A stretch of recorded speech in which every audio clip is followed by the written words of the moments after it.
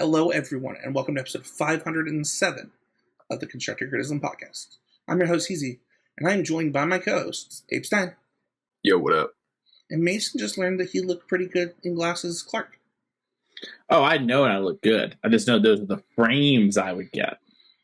I love it. I feel bad that I didn't get you glasses that fit your head. He also keeps on getting all this praise in the Magic community for doing things, so then it just keeps on just pumping air into his head. So in these Razor headphones are adjustable. I'll tell you what, dude. I mean, those have noticed that I switched from my headset that I used to record on. It's because it's like a really expensive microphone headset with like a Shure mic attached. They're from Odyssey, and they are the best headphones I've ever owned by a substantial margin. But my head is not the right size, and it snaps the plastic. Anyway, enough about my fat head. Let's talk about some other stuff today. Speaking of which, I can't fix my fat head, but I can fix other things, and that's what Always Improving is all about. I reeled it in, Mason. I'm trying to fix Mason's fat head every day. Yeah, you're lost in the ocean there, Spencer, and you found your way with the lighthouse of Always Improving. That's really the North Star for all of us. Yeah. Speaking of Abe trying to help me, Abe, what was your Always Improving moment? Yeah. Let's go with that. My Always Improving moment this week was just showing up, registering stock Arclight Phoenix, and just playing it without complaining too loudly out loud in the universe. Honestly, when I just accepted it, it was pretty. I was finding the joy in playing Magic, especially after not really getting a chance to play many events. I mean, outside of like just jamming on Moto, and there's something satisfying about playing the cantrip decks in paper versus Magic Online. Like all of the fidgety mechanics of it with your hands feel somewhat good, as opposed to like playing on Moto where you're like, you cast a sleight of hand and you immediately see two cards you don't want. So yeah, I mean, just sitting there eating my vegetables. It was a really, really, like, honestly, it was an incredibly stacked RSQ. I was saying in the pre-show, patrons know already, but I like got there and had borrowed a Phoenix deck and was registered my deck. Was sitting there waiting for someone with like my last two cards, and in walks Duelist of the Mind Nathan Stoyer, who is not qualified for the PT, not qualified for the next RC after Dallas, I guess. So he rocked up, and then we both had our tournament ended by the same player, him in top 4, because he was able to draw into top 8 and me having to play for top 8 because I had to play. So what was his name? Real big W for that guy. Like, honestly, it's a sick story for him to just be like a guy playing Jund mid-range. Yes. It was like Jund mid-range and Pioneer had like Riveteer's Charms, beat a blue-white guy, and then beat me, charm? and then beat Nathan, and just like, he punched his ticket to the regional championship. What was Nathan? In a really sick room. So yeah. I was gonna say, it's very like punching your way, it's very Riveteer, very Jund. So I love it, that's sick. Yeah, literally punching his ticket. Yeah, he just beat the crap out of Abe, and I was like, "Where are you, Stoyer?" And just started running. That was apparently it was a rematch too. His one loss in my opponent's one loss in the Swiss. That guy was Nathan earlier on, or apparently Nathan just lined up the one spell pierce real nice. Yeah, I liked it. And so, what about you, buddy? Yeah, so mine was we talk a lot about like various things always improving, and one of them that I've been trying to work a lot more on that I've mentioned in the past is sort of like working on things that I wanted to work on, and specifically when it comes to like deck building, right? Like following kind of like what is drawing me to do something, even if I don't think it's maybe the actual best thing. And on Saturday, I show up to my store to play the store champs or standard with Esper, because it's the cards I own. It was very fun and very boring. And I get the buy round one. And I've been thinking kind of a little bit about the card Insidious Roots and Pioneer. So I like throw together this Insidious Roots deck. I look at a couple things, and I just sort of, like ship it to a friend, and I'm like, I need to do the mana, and I need to figure out the last 3 spells in the main deck and the sideboard, but I kind of like the way this looks. Like, this looks like it's kind of hot. And they're like, yeah, this looks cool. And then, I kid you not, like an hour and a half later, my girlfriend texts me, she's at her RCQ, and she goes, I'm 3-1 now. I just lost the same party. He was playing Insidious Roots. And she doesn't know about this Insidious Roots thing. She's like, his deck was crazy. And I was like, yo, I just sent this to, so-and-so, show her the screenshot. I was like, this is wild, like what a small world. And I end up losing on top 4 of that store champs. And one of the people is like, yeah, there's going to be another store champs, another store 40 minutes from here in like 3 hours. And so I go home, I eat a little, I go and I play at that event, and I get there a little early and I work on my deck a little bit more. End up winning, come home. I decided to stream this Roots deck because it was so much fun. And it was a really fun passion project, and getting to see like where I landed versus Sam posted his deck right when I got home. So I got to like see his and compare notes a little. And it was just really cool to kind of work on something like that. And it felt very rewarding. And playing the games on stream, we ended up 4-0, losing. I think we lost round 4 in a heartbreaker, and then won the last one to clutch it up against the Lotus Field. But like, it was just nice to like put time and effort into this, play well, and get rewarded. I think the deck is actually like pretty good. I don't think it's like a tier 1 thing, but it's like a solid deck I could easily imagine someone winning an RCQ with. And it was just really fun and just felt great to like play Magic that I wanted to play and put work in and just see like good play get rewarded. And like spots where I just miss like these kill lines get punished. And I don't know, it's just fun. Love it, dude. It's always fun when you like catch the bug and like, or like, in this case, it's almost like riding the wave a little bit. I love that. I miss the days like when I owned like so many Magic cards, like just like, binder out of deck, right? I used to work graves, and I used to literally pull cards out of my binder, build the deck before I got off my grave, go to sleep, wake up, go to the weekly. Oh man, the good old days.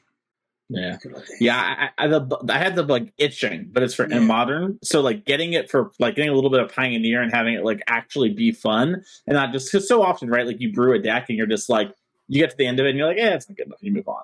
So it was just nice. Spencer, what about you? How was your always improving this week? Yeah, so I want to talk about health always improving really quick. I had run out of an antidepressant that is a SSRI, and I hadn't taken it for a couple days. I could feel myself getting sick, and like it's just not something you skip a lot of. And so I took it Friday night, right as I got it. It was like 8 p.m. and I realized the mistake that I had made. Because that stuff can make you pretty wired, like if you haven't had it in your system for a while. And I did not fall asleep till really, really late. So I missed and slept through my RCQ this weekend. So always improving moment is think before you act sometimes. Well, I guess the medicine was probably more important than the RCQ. But I probably could have made it. But I want to talk about thinking holistically. This is something that I try to do when my friends are qualified for important tournaments. And so with Dallas coming up, I've had a lot of conversations about different things. It was funny. We were on a call, and my friend was saying that he didn't think that he wanted to play blue white because, or he didn't want to play a control deck because he was afraid of getting an intentional draws too much at Dallas. And I was like, I don't know, man. Like I think that like you can figure out a way to not let that happen to you, regardless of which control deck that you play. Immediately that day, after I said that, he 5-0'd a league, then top 8'd a challenge, then like 5-0's another league. Like I think that often we get into our own heads about things like that, and rather than approaching it from like a holistic, why do I think I'm going to get draws? What does this deck actually lend itself to draws? And if it does, what are the things that I can do to fix that?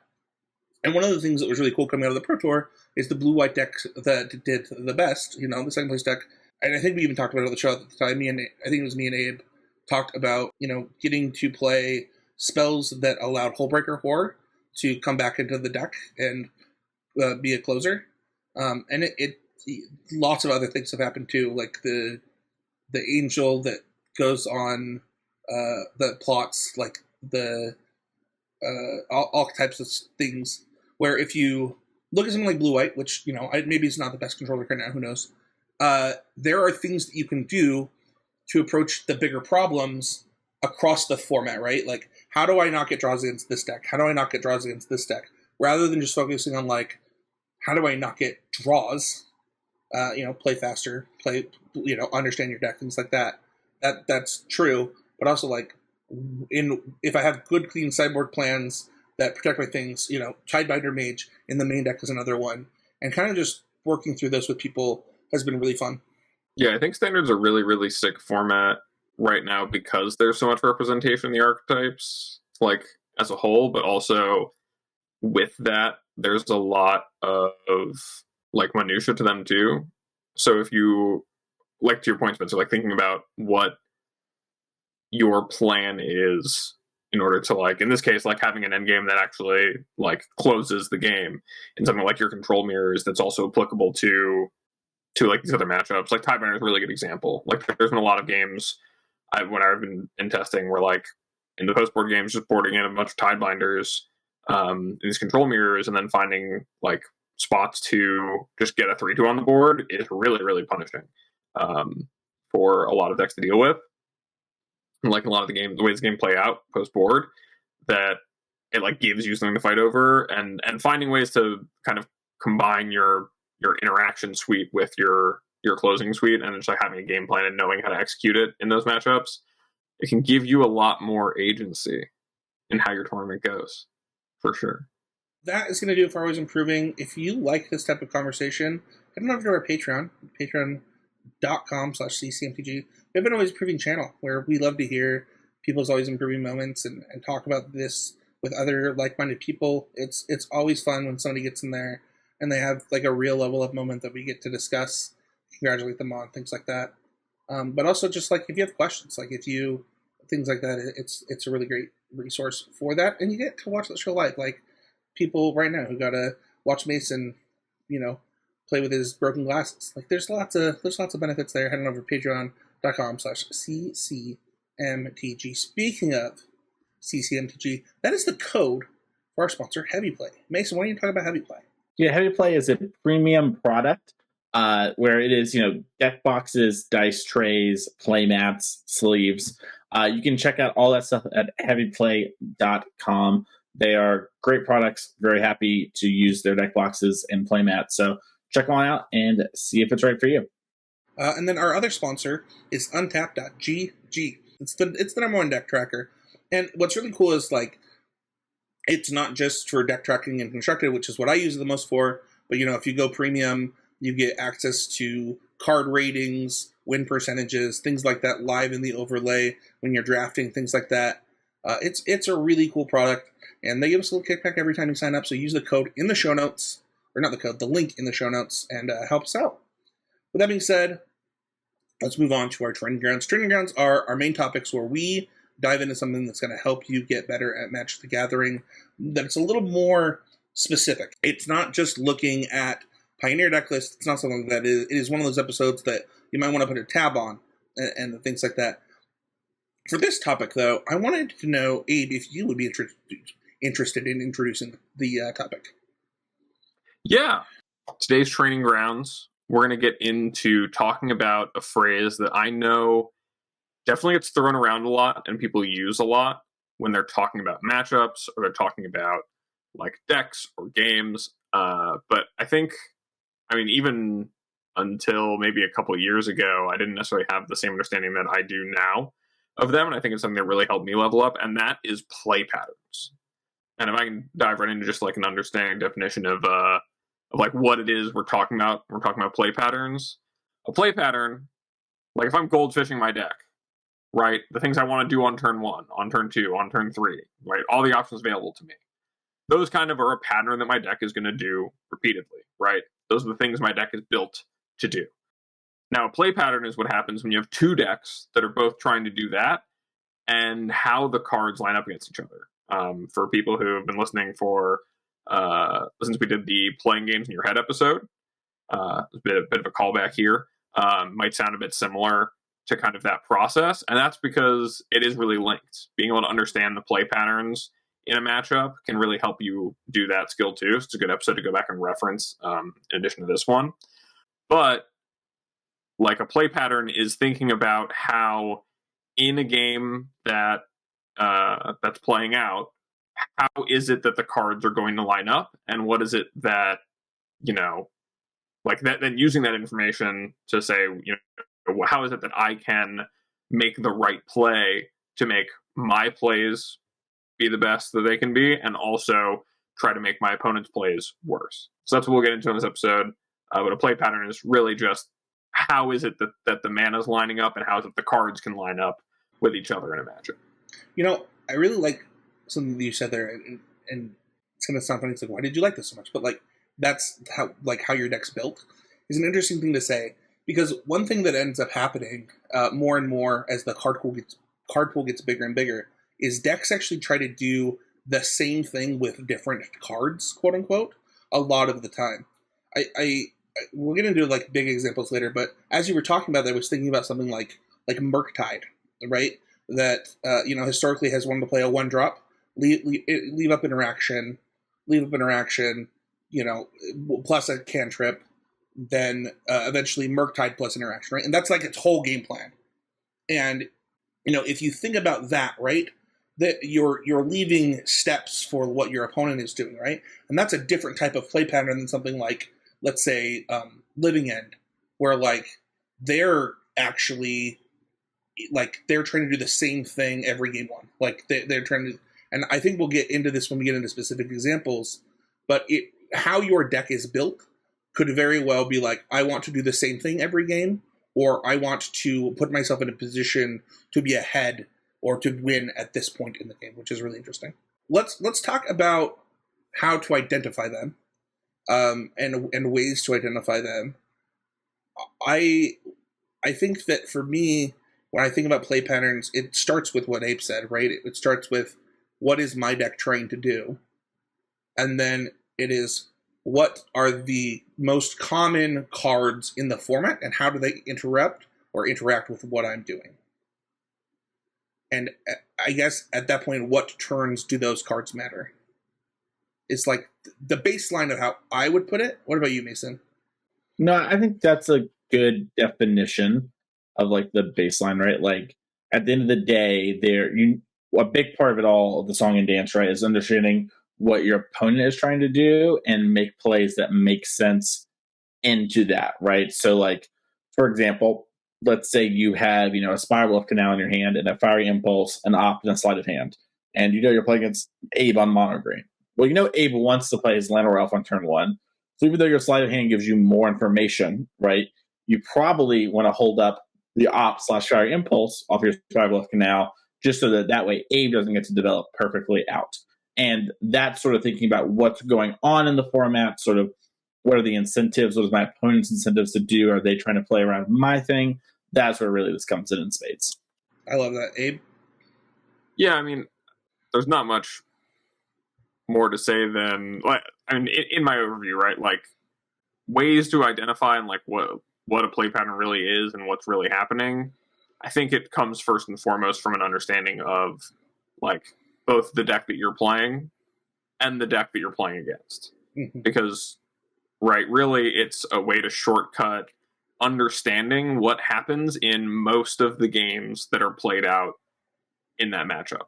Like by understanding those play patterns, you're shortcutting the first, 100 times you'd have to jam the game, or maybe, for some people, 10 times to really start to get how things should line up. But it could be, if you were really just trying to do it until you got it just by what you saw in front of you, like it's determining what a large sample of games looks like in aggregate and what it is that is happening there in just that bit. So it really comes from an understanding of the two decks playing against each other.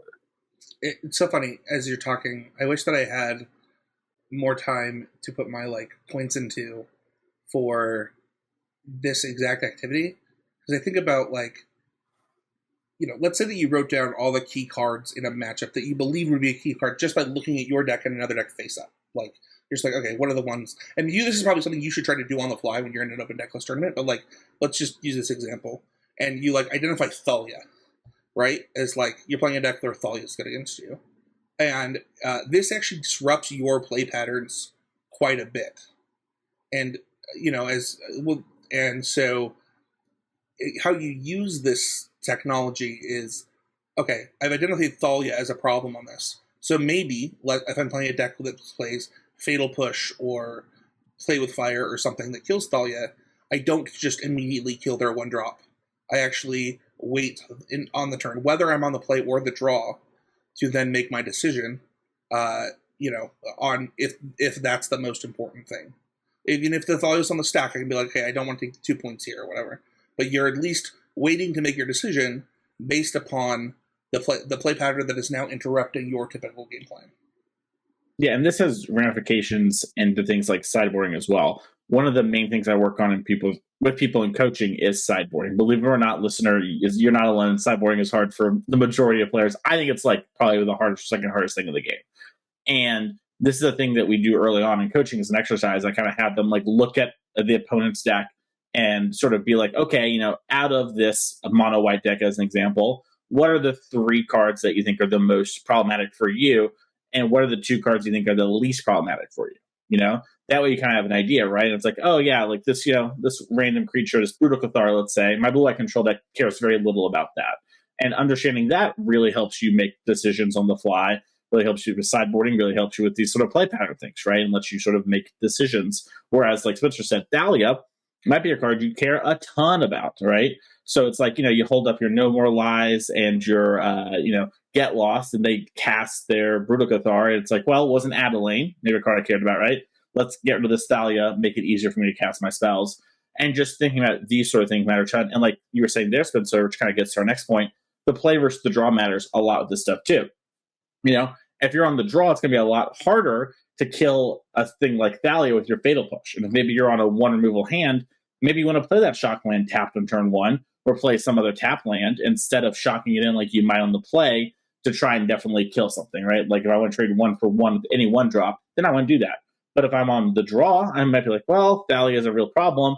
My hand's a little removal light. I'm going to just wait, and then turn 2, I'll play it and then take care of it later. So understanding sort of where you are in the game and how the flow of the game is going to happen is a big part of this as well.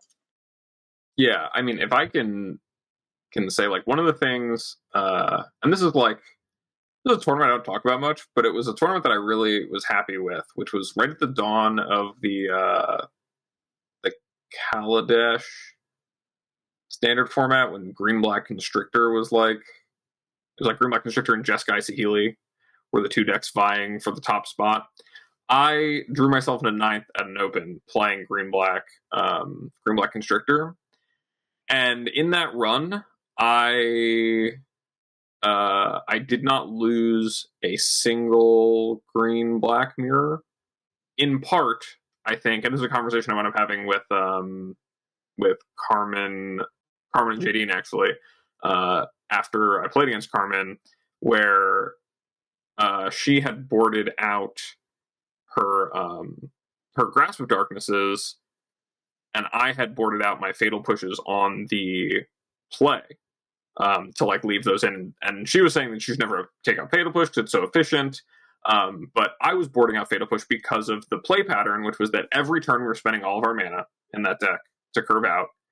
And the only time Fatal Push was really advantageous in a bunch of those spots was for catching Constrictors or Grimflayers, on turn 2 on the draw. Like the games were just, you were using all of your mana on, like Tireless Tracker was actually the creature that mattered the most. And so therefore Grasp of Darkness was actually the better removal spell of the 2 in the terms of what mattered, the turns I was casting it, and the turns I was having my mana available. Right? Like, if I was on the draw, I would want to have all my removal in. On the play, I want to make sure I can cast my Grasp of Darkness on their Tireless Tracker and play a 2-drop.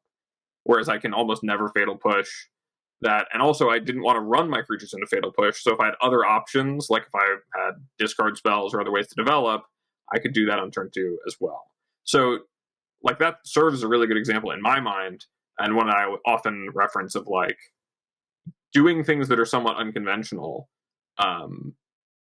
with giving thought to what is it that the decks actually look like, and what are the turns that you're actually trying to cast your spells. It really opens the door for, like, making plays that, like, you watch on coverage and, like, make people go, wow. You know what I mean? Like, that's really, I think, the kind of level up in really, truly understanding play patterns that there is to unlock.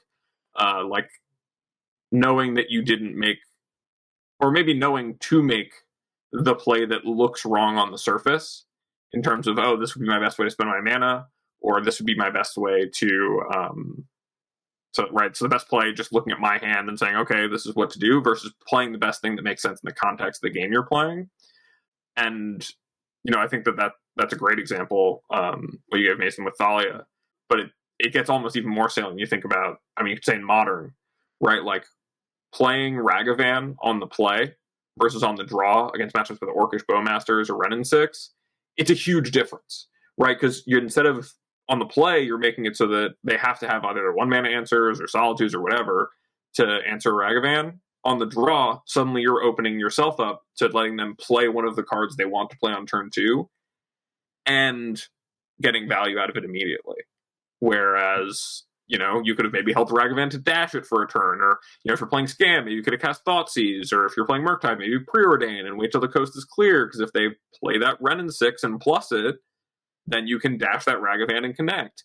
And so those are all things that really play into, I think, the idea of play patterns and how it really, comes to fruition and incorporates into your game, and how to think about them, especially in the early turns, where I think it's the things are the most prescribed, right? It's the times you have the most opportunity to think about what does the game typically look like, because the more cards you see and the longer the game goes, the more different things could happen.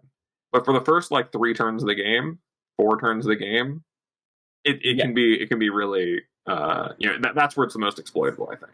And I think what Abe's really hitting on there actually translates really well to something else this helps you with, which is deck building, right? To use Abe's example of the Renin 6 and Bowmaster, I think looking at Murktide decks, you can actually see how understanding this play pattern really led to Murktide decks leveling up and getting stronger in the format, because back when Renin 6 was the best, they started playing Spell Pierce, right? So now that they are on the play, they can go Ragavan on 1, they can, sort of hit you and have a cheap answer to the thing that hard punishes them. Then, as Renin 6 has started to fall off a little bit in popularity and Bowmaster's gone up, we've seen cards like Stern Scolding, which admittedly hurts Yawgmoth as well, and Spell Snare actually become cards that are seeing a bit more play. We still see some Spell Pierces, but we're seeing players sort of be like, oh, this is the new thing I need to answer for 1 mana. And we talked about the play pattern, right? If Abe's talking about not playing his Ragavan on 1, he wants to Preordain, it's hard to have that be a strong, coherent plan with only having 4 of those. But by adding in a couple of Spell Pierces or Spell Snares or Stern Scolding, depending on the meta, now Abe has a bunch of options, right? He can not play his Ragavan on 1 into my 2-drop that punishes it by preordaining or holding up mana. And if he's holding up mana, maybe he actually just, gets me to play something bad, or I play into his answer and he gets this huge tempo swing. So understanding play patterns not only gives you these level up moments in game, which I 100% agree with Abe, but also in deck construction that give you these huge edges and let you have game plans that translate into your game as being easier for you. I love it. My favorite part was the example of Winding Constrictor decks. I just had never heard of those cards. I've never heard of a Winding Constrictor, as Mason can attest to. So that was my favorite example. Let's go into some more examples, though. Get a little specific for the listener. And the one I want to start with is Standard. The one that we have here is blue-white with Deluge and Wandering Emperor. This is something that's been talked about since. I'm trying to think of the first 4-mana draw Standard. Was it? Glimmer and Settle was it one? It was Glimmer and Settle is one. Yeah, there we go. Glimmer of Genius was the first iteration of this, but this one actually goes across formats, Abe. Yeah, I think that there's a few really great examples, and especially in standard formats, like when you watch really high level or listen to or read really high level thought and commentary. I like what really, not to get too far off the path of this one here, but think of Glimmer and Settle, where the moment where it really clicked for me how to exploit a play pattern was actually listening to Table for Two podcast with Alex Hain and KYT. Was one of their episodes where the topic came up, and it was talking about playing Heart of Kirin on, when you were on the draw, you should play your Heart of Kirin on turn 3 rather than turn 2, because the way that it was answered in the Mardu mirror, because the way that it was typically answered was Fragmentize, but also on turn 4, the Mardu opponent wanted to play Gideon really bad.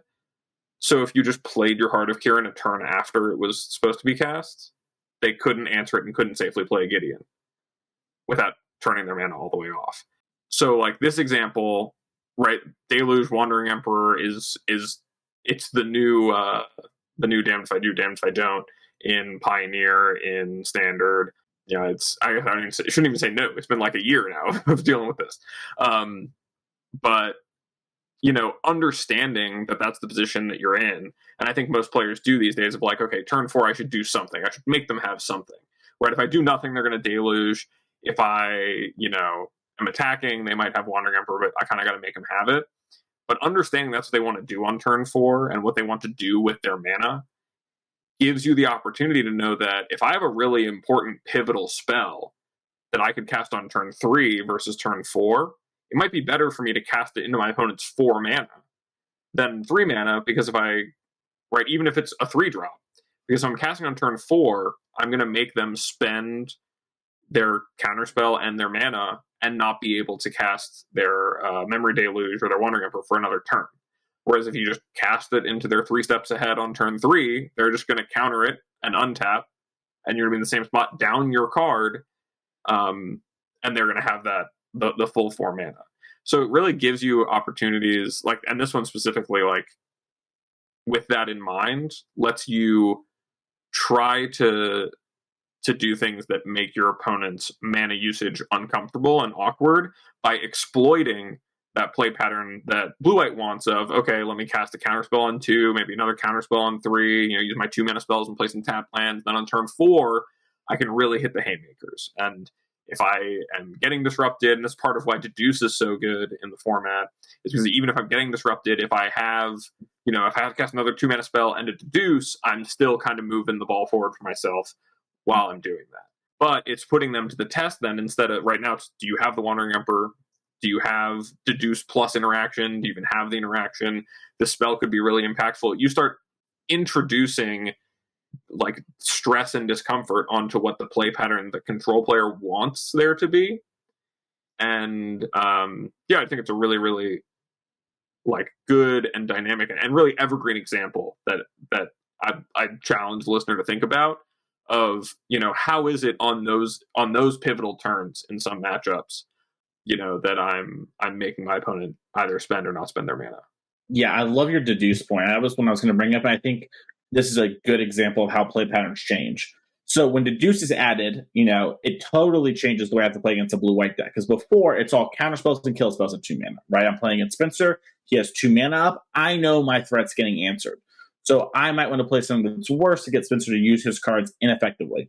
Now I might play something that's not very impactful, and Spencer doesn't care. He pops a Deduce. Now there's a clue on the board. Now there's that constant pressure. If I don't make him spend his mana, he gets to spend his mana. And so while it seems like, it's a good card, draws 2 cards, it's great. That pressure it puts in the play patterns is really how it manifests. And I think thinking about things in this way and how they happen is a great way to get better at not only evaluating cards, understanding your sideboarding, understanding the match and winning more like we're talking about, but just leads to a general level up of understanding Magic at a deeper level.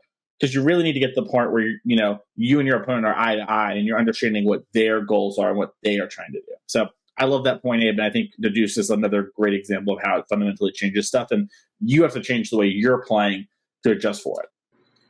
We didn't discuss this in the show notes, but as we were talking, I think it's kind of important to talk about in that when you identify play patterns and enough people attack them, it actually changes the format. Now, I want to use Standard as an example before we move on to another one and talk about specifically, the domain deck having Stomper into Invasion and that play pattern defining Standard for like 3 months. People thought it was unbeatable. And then understanding, if I just kill the Stomper, cool, they have 7 mana and now I can deal with the thing. But the real power behind that was like how unbeatable it felt when they got to attack the thing, and then now they have all the mana. They have 2 4/4s. It's turn 5. Like, what in the world am I supposed to do? And other people were like, well, the Stomper doesn't really matter until they play the Invasion, right? So let's just do everything before they play the invasion. And then it completely changed the entire metagame, right? Boros came out. The format then revolved around Boros and temporary lockdown for like 2 months. Like that's the type of stuff that you identify that you're like, okay, obviously this mid-range stuff that we all want to do is not going to beat this. What can I do to beat it? And that play pattern, like, won a lot of people a lot of RCQs. Yeah, I mean, I think that not only, and this is like why I think this topic is so important, and one that I think we could probably do, like, you know, more than just this one training grounds on, is that there's so many ways that understanding the play patterns of a given matchup or the play patterns of a deck or a format can lead to you having just a better, a better result with any deck you're playing in a format. Right, when you it all kind of really ties together in terms of a lot of the things we talk about. You know, we talk about on the podcast. When you have that understanding and you put in the time to like really think about critically what's happening in the games you're playing and what could happen or is going to happen in the games you play, you start to find opportunities to exploit that. And when you're the player who's exploiting that, you're inherently gaining an edge on the players who are not capable of, either in deck building or in play, not thinking about ways to exploit what what the decks are doing and what people are doing. And if you're the one doing that, it gives you a massive edge. Let's talk about Pioneer. We have a couple of examples in here. The first one is turn 3 versus vampires, which I like as just like a blanket statement, because the play and the draw are both affected pretty heavily on this. Whereas, you know, on the like vampires on the play, right? Like, what does it want to do? It wants to turn 1, kill your thing. Turn 2, thought seize you. Not even use all of its mana. Maybe you can play a tap land. Turn 3, Sword and Bane Ripper.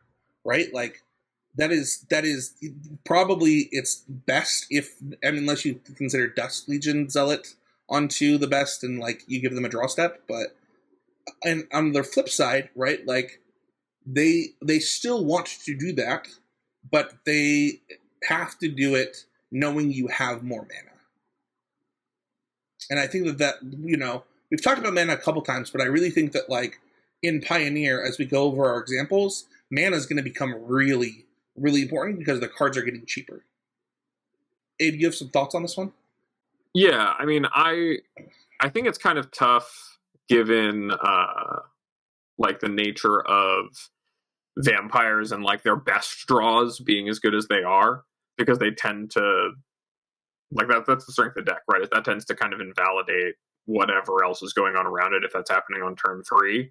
But it does mean it's something that, like, you know, you should be playing with in mind. You know, should you be, like, let's say you're playing Arclight Phoenix in the matchup, like, should you be maybe considering, instead of playing that Ledger Shredder out into maybe getting Fatal pushed, if you think this is what your opponent might do, maybe it's best to leave up your mana, cast Free the Fae, and then you can, you know, choose to cast your Picklock Prankster and use the Lightning Axe that you have in your hand to kill the Vein Ripper cleanly before they get to use the Sorin again, and just sacrifice the Picklock Prankster and then set up to do things the next turn. Can I comment really quick that I think that one of the things about that play pattern is, like, there's a risk reward there, right? Like, they inherently have disrupted your favorite play pattern and made you think, do I need to take a lower play or lower value play in order to make sure that I just don't lose the game on the spot? I think that's a good thing to bring up too, because I think it's important to put the caveat that, like, understanding these plays are available to you that can put, like, your opponent in a bit of a pinch by leveraging the way the play patterns line up. It doesn't always mean it's best to do that, right? You might not have a draw that allows you to do it, but another big reason it pays off so much, as I'm sure Mason can speak to and sure speaks to a lot in coaching, is, like, not only just in sideboarding, right? Understanding what cards are better when you're on the play or better when you're on the draw in the context of matchup, but also in mulliganing, keeping hands that give you a bit more flexibility in terms of how you develop and how you're sequencing your turns out can help you. If you only keep hands with Arclight Phoenix that just have to be like, okay, well, I guess I'm gonna play my Ledger Shredder and cast a cantrip and connive, and hopefully this all works out well for me, and they have it, like you've become limited versus having the other option, and the other option being better because of what could happen. I don't know if you have anything to add there, Mason. Yeah, I think the thing to keep in mind reminds me a lot of jazz, which is like you can't really make good music if you don't understand music theory, right? Like if you can't understand like what makes a good song or like kind of how it goes, you're not gonna be able to do jazz. Jazz is like very difficult in that way. Very similarly, breaking play patterns, right? And not doing what's good for you. If you don't understand why you're wanting to break those and why you're wanting to deviate from them, your deck and you are going to suffer and not be as successful as you could be by sticking to those. So you have to learn them so that you can then break them, right? So like the example of Ledger Shredder, with Picklock Prankster, luckily that's like a fine backup play, right? Like that is something that you would not be unhappy with. But also in that same vein, right? Like understanding like, oh, my hand has given me this where the Spell Pierce is punishing enough that I should hold this up, because I'm going to be benefited. Inversely, maybe you don't have a Spell Pierce in your deck, right? Like maybe you sideboarded it out, or you bottomed it off whatever, like a Mulligan to 5, right? Then you should maybe jam, because even though it's typically better to wait, you're like, I've got to start moving through my deck and find other ways to beat this. I need to find the lightning axe or whatever it's going to be, and that kind of stuff matters a ton. And I think for a lot of people, Ledger Shredder is actually a great spot where they learn this the first time, where they play their Shredder on 2. It gets, Fatal Push or Kill Spell, whatever it is. And then eventually they learn, like, oh, I can play it on 3 with a cantrip. And then I suddenly get the value. Like, I get that connive. I get to grow it out of removal spell range. And that's a pretty big part of it. So you have to understand what matters so you can then deviate from the norm. I love that example, too, of, like, I didn't even think to mention it like this, but, like, mulliganing, right? If you mulligan to 6... and you're playing against vampires with Phoenix, and you have the opportunity to keep it like, do I want to have this Ledger Shredder? Do I want to have this Picklock Prankster? When I maybe do or don't have Spell Pierce in my deck, but I maybe do or don't have Lightning Axe, but I need to think about the fact that Vein Ripper might come down on turn 3. Now, because of what that Vein Ripper demands your deck is able to do, if you were to just keep, sure, maybe your hand already has a Phoenix in it, and you want to be able to connive it away, it would be perfect. If you're just goldfishing, this is what you want to do. But you've got to think about what the game is going to demand of you and what that's going to mean in terms of what you need to do. So, maybe finding that Lightning Axe off of that Picklock Prankster or another cantrip to make sure you have that answer lined up before it gets to that stage of the game is the most important thing for you to do. And by thinking about the way the game's going to play out in those turns and understanding the play patterns involved there, you're able to make a better mulligan decision about the hand you have, even though it looks maybe like wrong on the surface compared to what you would do if you were just playing game 1 and you didn't know what your opponent was playing. I love the Whiplash reference, and so does the live chat for what it's worth. Let's go on to the next one. I put this one in, and funnily enough, it actually applies to Standard too, and it probably applies to Modern right now too. And this is Slick Shot coming off of Plot, especially with 3 mana available. So the reason I put this one in is that I have found both in Ladder and on Magic Online that this is a turn where people feel a little too safe. They think that they have a single thing or something, and they maybe they maybe don't. They're not as safe as they think they are. And one of the things that I think about when you look at something like this is understanding the play patterns of, like, when is my opponent plotting versus when is my opponent not plotting? And I'm thinking it from, like, the opponent's side, right? Why did they plot? Like, for example, I was tapped out. They just missed a point of damage. So what could be the reason that they found it important to plot here?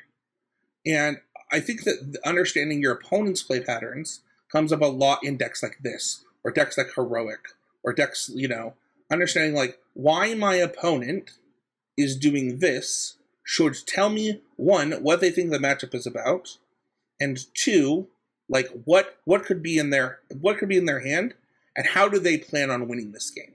And I think that Slickshot does a really good job of hiding some information, right? Like, maybe my hand is bolt, bolt, bolt, you don't know.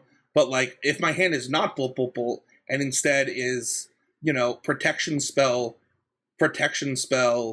bolt. Like everything changes, and I think it's important to kind of think about how this what's the word? I talked to Matt Clean about this, where like sometimes games come down to like key pockets of decisions, right?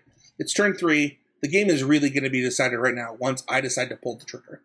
Okay, I've decided to pull the trigger. I can make the game as much or as little I want about this exact sequencing. And understanding the play patterns within that sequencing is really important. This comes up a lot in Legacy, like Force of Will and stuff, but right now it's coming up across multiple formats and lots of different decks with Slickshot.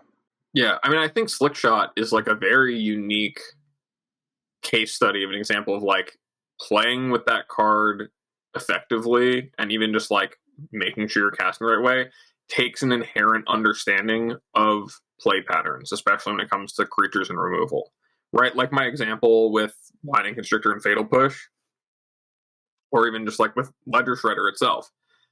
Timing when you're casting a Slickshot is the whole question of the card, right? You can play it on turn 2, or you can plot it on turn 2, or you can hold it in your hand and cast it when you want to and not let them know it's coming.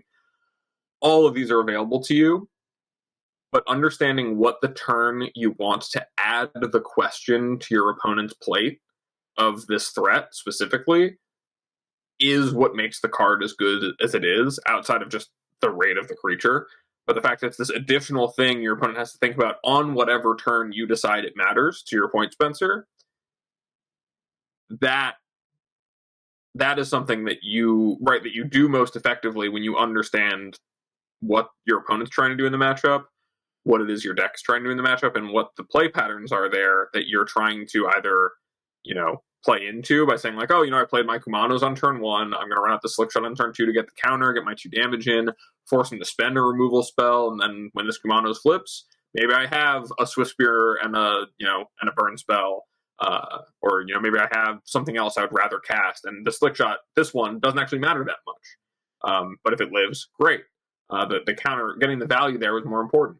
Or vice versa. You're like, I want to hold my Kumano so I can get the counter on something else.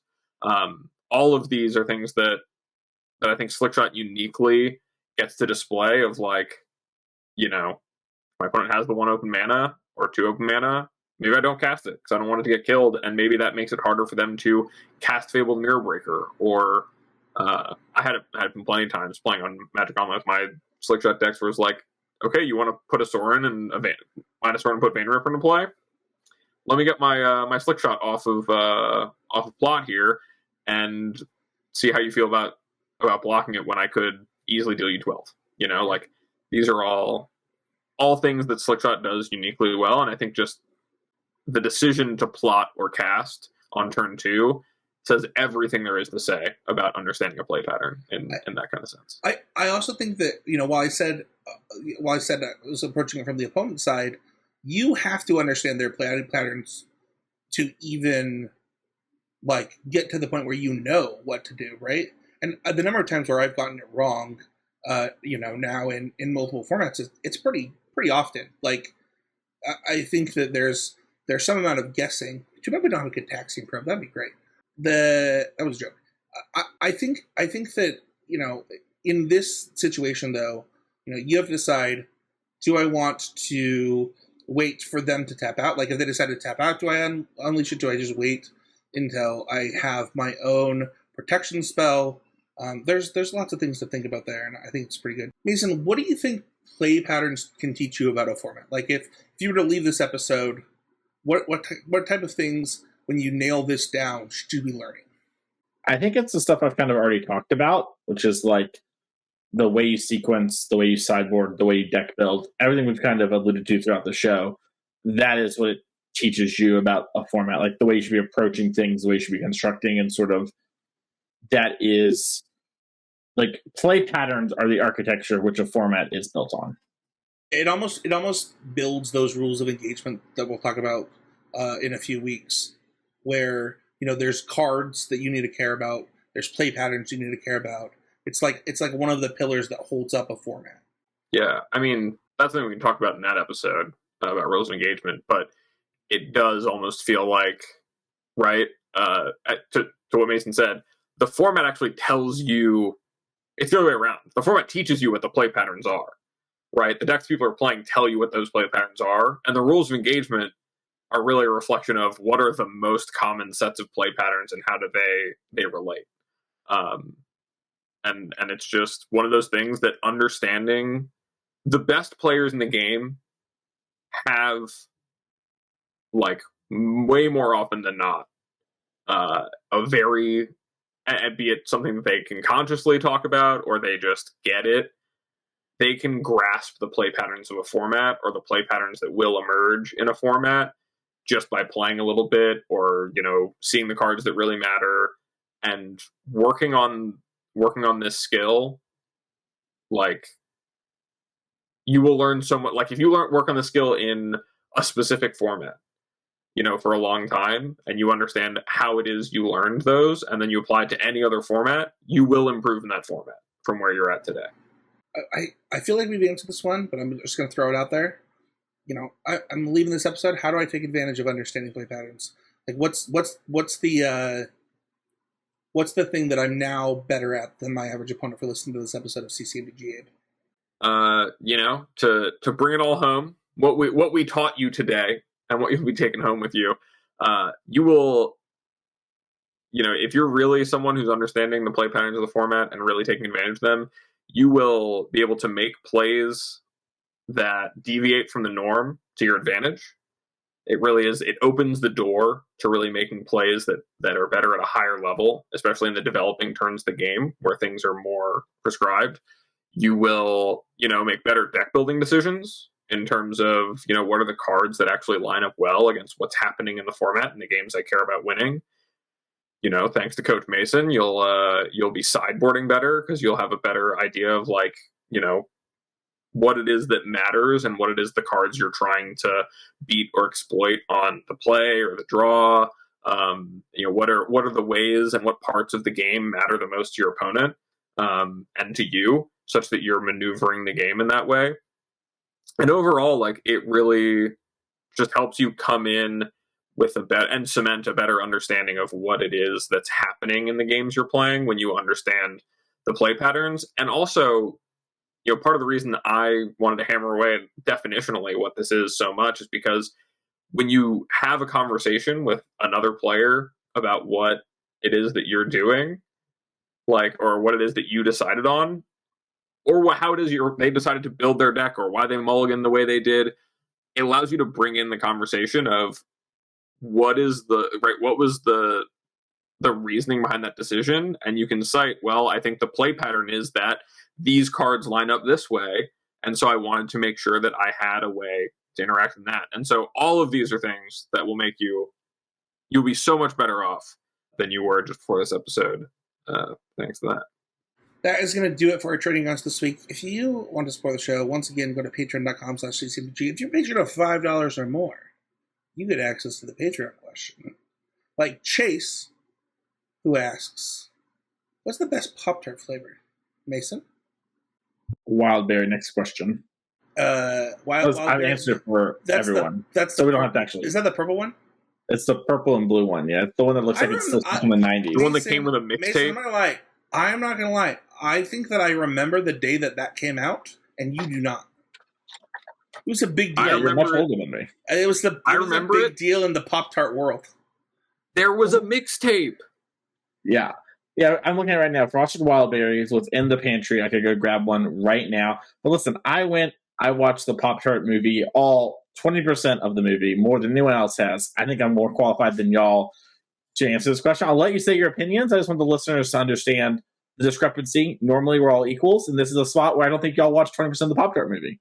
So I feel like you're not adequately invested. Abe, which one is your vote, as you seem very unhappy with my answer? I gotta ask, can I split this up into hot and room temp? If your lesser Pop-Tarts need that, then yeah. Okay, hold on. I Mason, if I understand you correctly, you're saying if you must toast the Pop-Tart, which is what it is designed for, it is a lesser Pop-Tart? No, that's not what I'm saying. Oh. He's saying he needs to have different categories, where some of his are better untoasted. I'm saying wild berry, pound for pound, You got to run. You don't have time to toast it. You overslept a little bit. Maybe you got to get to a work meeting. Maybe you didn't fill out your notes. I haven't toasted a Pop-Tart since I was like 13 years old. I don't have time for that. All my Pop-Tart opinions are rude. Listen, player meeting of the PTQ, frosted strawberry, man of the classics. Okay, wild berry, fake news. Mason's making all this up. It's not worth. Mixtape was whack. If you got, that kitchenette at the Airbnb, day one of the invitational, it starts at like noon. You got all your cards together because you're not some scrub who's running around the event hall looking for some sideboard card that someone spoiled with the tech on Twitter at 9 p.m. on Thursday night. You're popping them chocolate chip johns in the toaster. You're letting them cook. You got that gooey chocolatey center at breakfast, the exact perfect time for gooey chocolatey center. So yeah, that's the definitive correct answer. I don't know what Mason's talking about. Listen, there's a lot of good Pop-Tarts. The best Pop-Tart pound for pound fighter in the arena of Pop-Tarts is brown sugar. It's like probably not close, in my opinion. It just does the most with the least. And I appreciate that. There's something psychotic about you eating the cinnamon brown sugar not toasted, where it is just not only is the cinnamon, it is just the scrapiest version of it. Now, I'll say this.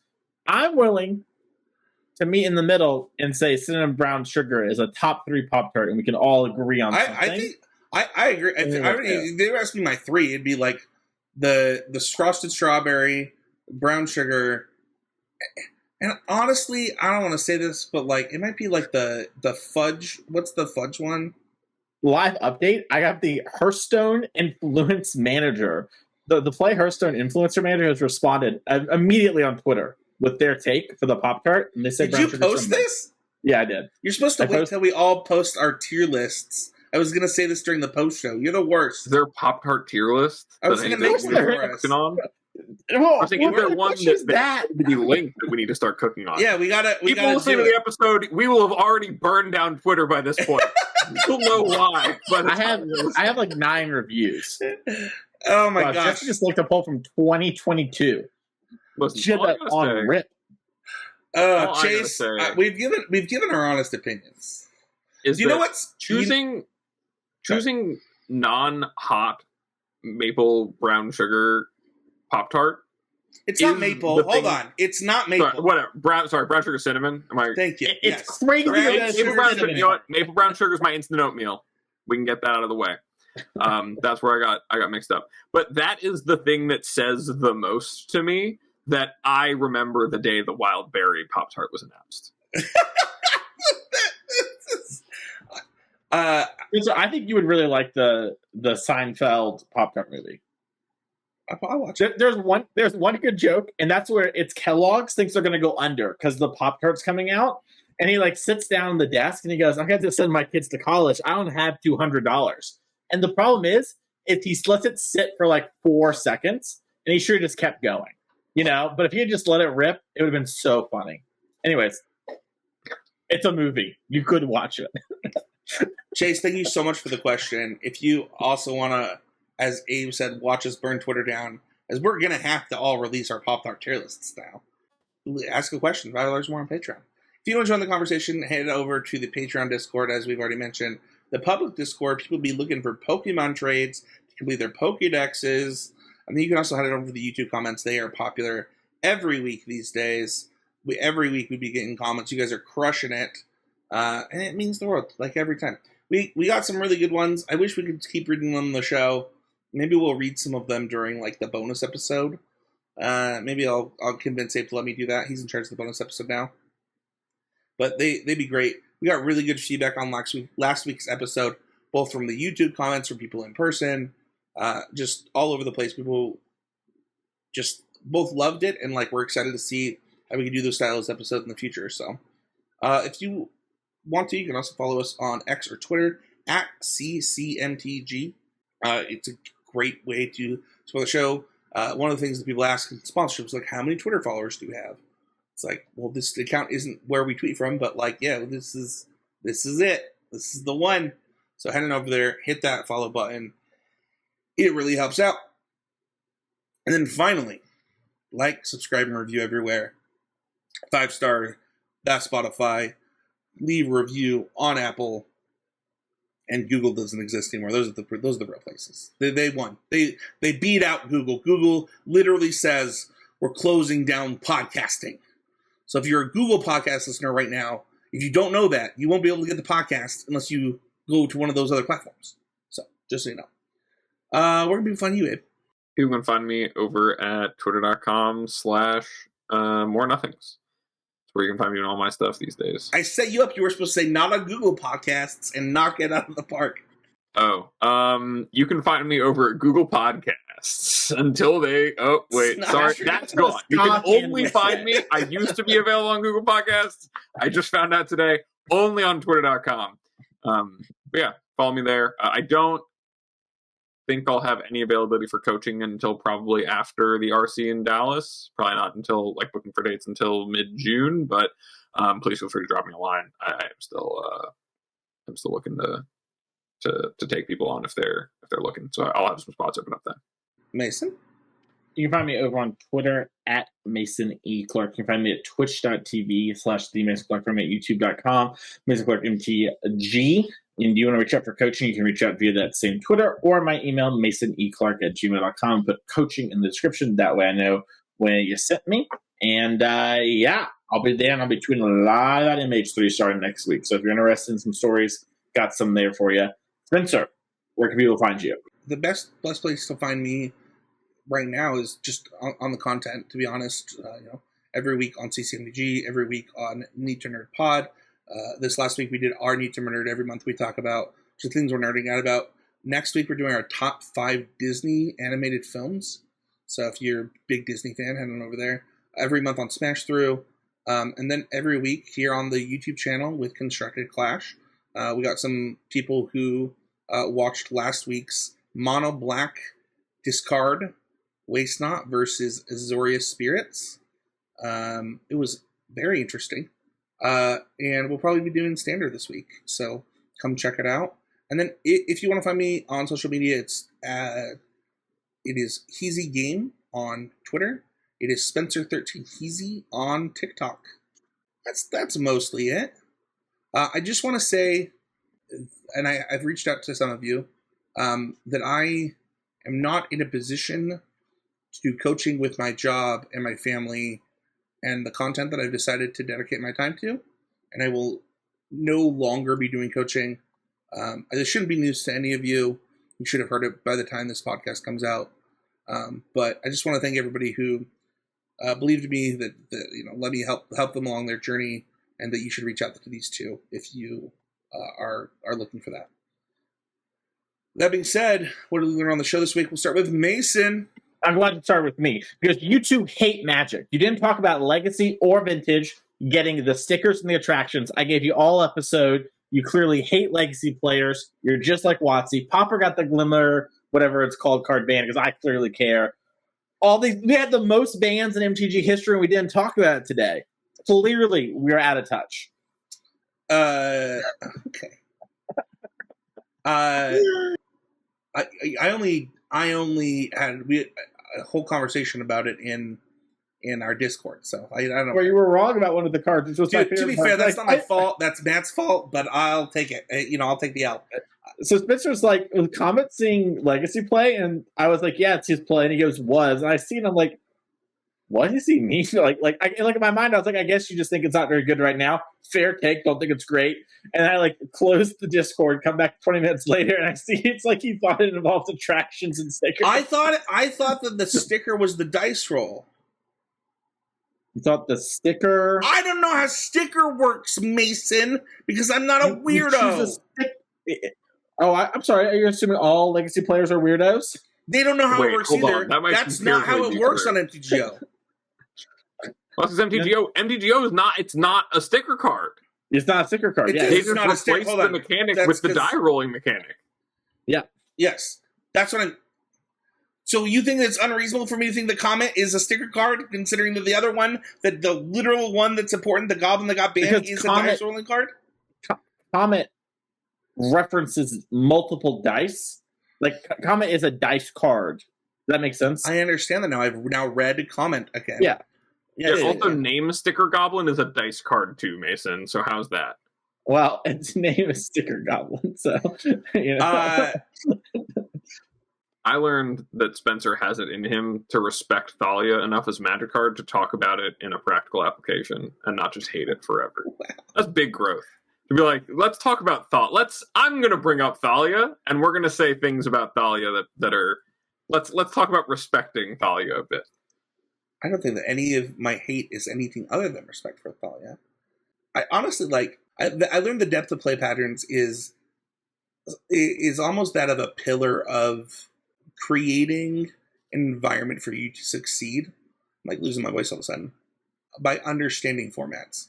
Between rules of engagement, between understanding play patterns, between sequencing, which part of play patterns in a lot of ways. They all kind of add up to like your understanding of a format. But not just that, but like understanding your role, things like that. Like, the Magic is so often woven in together. And this is just one of those pieces that when you weave it in with those other pieces, I think it has big gains. Thank you everybody so much, and we'll see you all next time with another episode of Constructed Criticism.